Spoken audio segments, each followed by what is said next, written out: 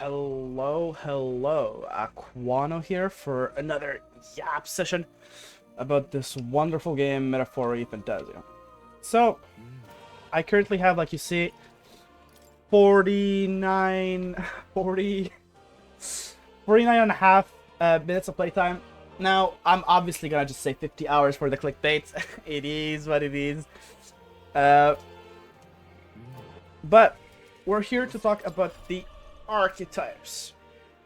So, after 50 hours of gameplay, I'm just gonna give my opinion about the mid-game archetypes and what is the best, what is the most optimal. Now, obviously, it's completely subjective and there's many options, but this is what worked. So, I am playing on hard, like you saw in my save.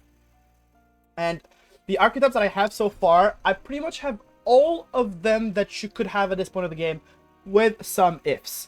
Obviously, if you focused on the different social virtue that I did, but obviously, if I say the cleric is good, the savior is good. The knight class, we're gonna start by that. The knight class, in my opinion, is one of the best classes in the game. It is a must-have.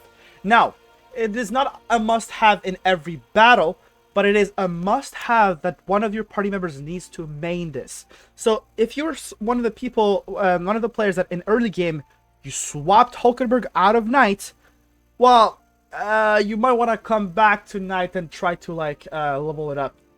Just to have it just in case.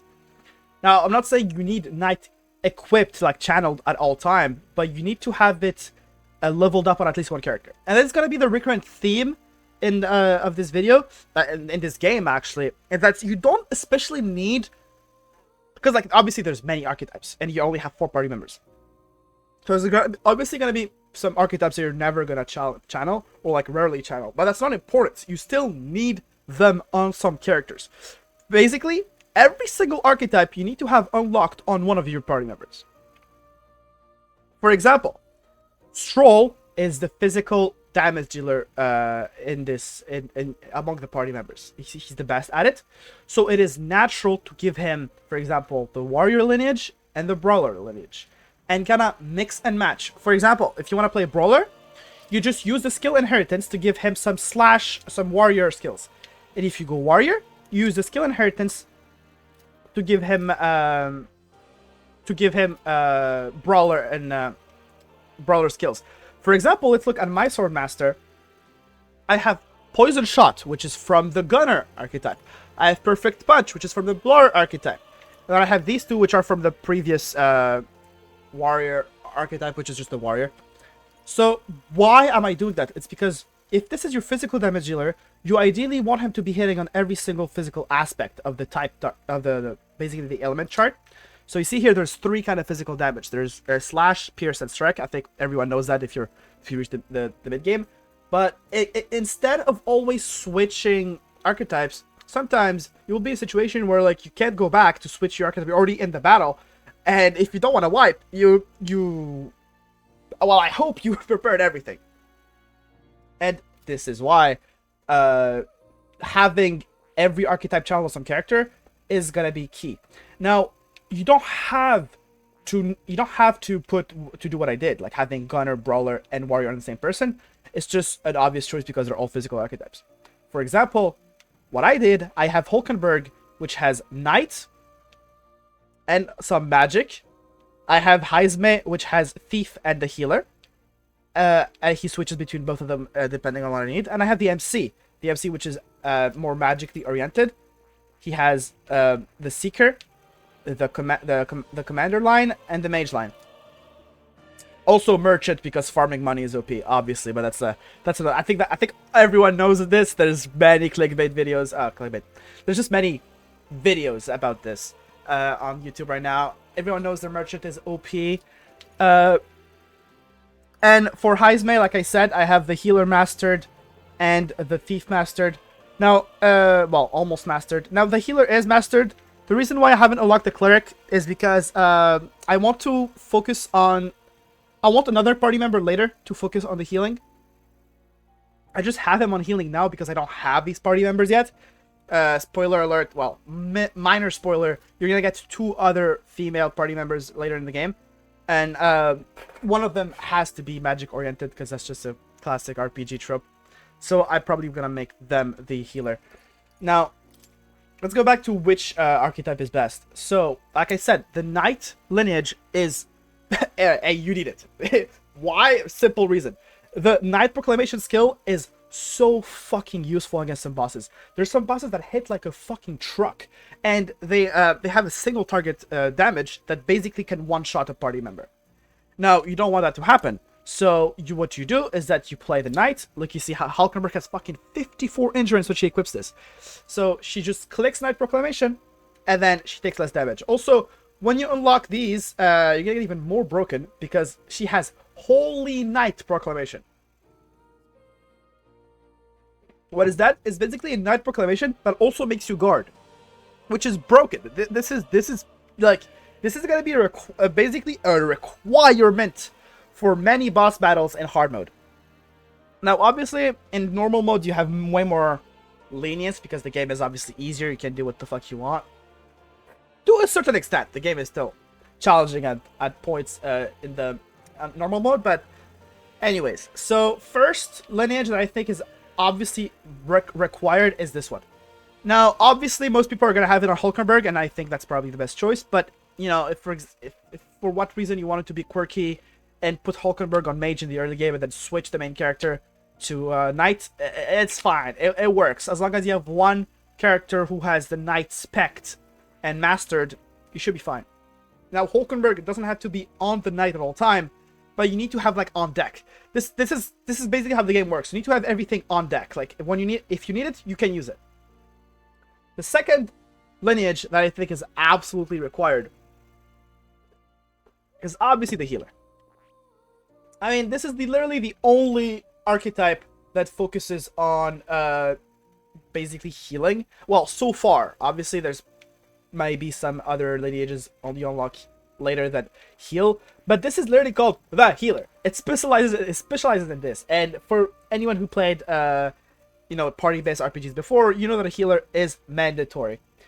Also, it gets better. This thing just doesn't only heal, it revives, and for everyone who has played this game in the early game, you know that reviving is so fucking crucial, because in this game you don't get a revive skill before basically unlocking this. And so you're stuck spamming items that cost a lot of money. So, hey, you better invest in the cleric, or else you're gonna have to waste a lot of money on items to revive your party members. She also has regen. She has light magic. She's just so good. She has obviously they obviously have Patra, which is the same name as the Shin Megami Tensei franchise. It basically cures ailments. Curing ailments is absolutely important. Ailments can literally fuck you up in a certain fight. There's certain fights that are almost like that are made 10 times harder because you rely on items to heal this. For example, the treasure chest mimics that put your entire team to sleep. So yes, second lineage that I think is absolutely necessary is this one. So you need to have a healer on. Also, ideally, and actually not ideally, you basically necessarily, the party member that you plan on mastering the Knight has to be a different one from the one who will master this lineage. Personally, I'm gonna give this lineage to one of the female party members. I mean, those who know probably know who I'm talking about. There's gonna be one female character you're gonna recruit later on. I'm not gonna spoil it for people who don't want to know, but yes, I'm gonna give the healer lineage to that person. Now, for most of the other lineages, they're basically either physical damage dealers, magical damage dealers. There's also a special, I'm just gonna give like a quick shout out to this thief lineage, because even though I don't think it's as necessary as the two I already spoke about, but I think it's definitely a good idea to have one character spec'd into this, just in case you need it. And I feel like it's obvious who it is. Heisme. Heisme already starts with the thief. He has the stats to be a really good thief. Why? Because he has a fucking crazy high agility stat. Look at this. 42. Well, and that's with the healer. If he had the thief on, it would be way higher. So why do you need the thief? Well, stealing is very good. Now, obviously, what I did is that I learned this. I just gave steal to another class, which is what you can do, obviously, since personally, I think the thief is not as good as some other classes if we don't count steal. So if you just give steal to another class, hey, you're good. Now, obviously, the assassin has some one-hit KO moves. I've never been a fan of those, honestly. I don't like one-hit KO moves that have like a chance of one-shotting stuff. I've never been a fan of this. I don't think they're that reliable. Now, in this game, it might be different, and this is completely broken. You know what? Maybe. But I personally don't like playing with those. If you like one-shotting stuff and like just reloading the fight until you one-shot something, hey, go ahead. You do you. Now, Merchant is obviously broken for farming money, so you need out someone. But for the third lineage that I think is absolutely required for you to completely master on one of your party members, and again, it has to be a third party member. So for the ideal comp, you need one party member who has mastered the knight, one party member who has mastered the healer lineage, and for the third one, I think a lot of people guessed it from the thumbnail, it's going to be the commander lineage. I'm going to end the video on this. This lineage, hey, absolutely broken.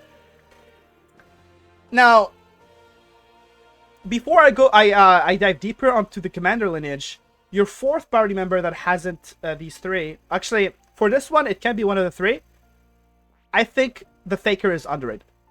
The Faker is definitely underrated. It has crazy debuffs. So, this class has crazy debuffs, and this class has crazy buffs.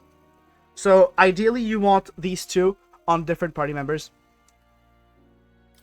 This is broken. The reason why this is broken, and the reason why this is more important than other classes, is that this class is broken mostly because of its synthesis skills. And synthesis skills are not inheritable, which means you have to play the commander lineage. You can't just play something else and get the commander skills on it. Why? It's because I don't know who thought it was a good idea, but this is literally the first of the three. This isn't like the advanced archetype. This is the basic commander lineage archetype, and it already has a fucking heat riser for everyone in your party. It's called Assault Beacon. Now, it does cost a lot of MP, but for boss battles where you start the battle as full MP, you're gonna have enough MP to spam this. At least like for a couple turns. This is basically a buff for every combat stat, like attack, defense, and hits, like the ones that you can buff and fight. Every single one of them. This is basically an Omni boost for your entire party for 3 turns, and you can stack it. Because in this game, every buff has like 3 stages. So you literally click Assault Beacon, then you attack 1 turn. Then on the 3rd turn, you Assault Beacon again to reset the timer and to put the buffs on stage 2. Rinse and repeat until your team is fucking buffed like crazy. Like, this is the key to beating a lot of insanely hard bosses. You literally just buff your team up. And for those who played a lot of JRPGs before, this probably doesn't come as a surprise that the buffer class is broken. Obviously, buffs and debuffs are insanely good at JRPGs. Now, one thing to be careful about this class is that if you're playing, because this is obviously magic oriented, it has a lot of magic, but I don't know why, but for some reason, like this one, like let's go to the MC because I have it unlocked here. So you see how this basically gives you +6 in magic, so it's obviously a magic oriented class. See how Flame Vanguard says deal medium magic fire damage? So it's magic, right? But then if you go to the single target magic skill that you had, it says deal medium physical fire. So for some reason, this class has mixed skills. And if you're playing this with a magic oriented character, which I recommend, well, be careful. Instead of using Fire Strike, what I recommend to do is to synthesize Botra. Botra is basically Fire Strike, but the magic equivalent. So where do you get it from? From the wizard. The wizard gives you Botra, Blizza, and Kandara, which is basically the medium version of all the elemental spells. Also, your MC probably has mastered the Seeker, which gives you the wind equivalent of these spells. So if you're playing Magic MC, master the Seeker, just start start master the mage to get access to the wizard. You don't have to master the wizard. You just need like the basic skills. Now, obviously, you're gonna master it down the line, but for the mid game, you don't need to master it. And then, if you combine these two lineages and then play the commander, hey, I'm gonna be honest, this shit is broken. So you basically have a commander with the magic skills of all these classes inherited. Like here, Cyclo, Botra, I can either give him like the ice one. Where is it? Yeah, Blizza. I'm not giving him Blizza right now because I already have the Icy Strike, which is not magic, but it is what it is. So yeah, this is pretty much the end of the video. You can obviously disagree with me as saying that some classes are better than what I thought or worse than what I thought. But TLDR, Knight lineage, Healer lineage, Commander lineage are basically a must. Like they are a must. You need them on 3-party members, and the Faker, definitely underrated, has crazy debuffs. It was a Quano, and thank you guys for watching, and see you guys on the next one.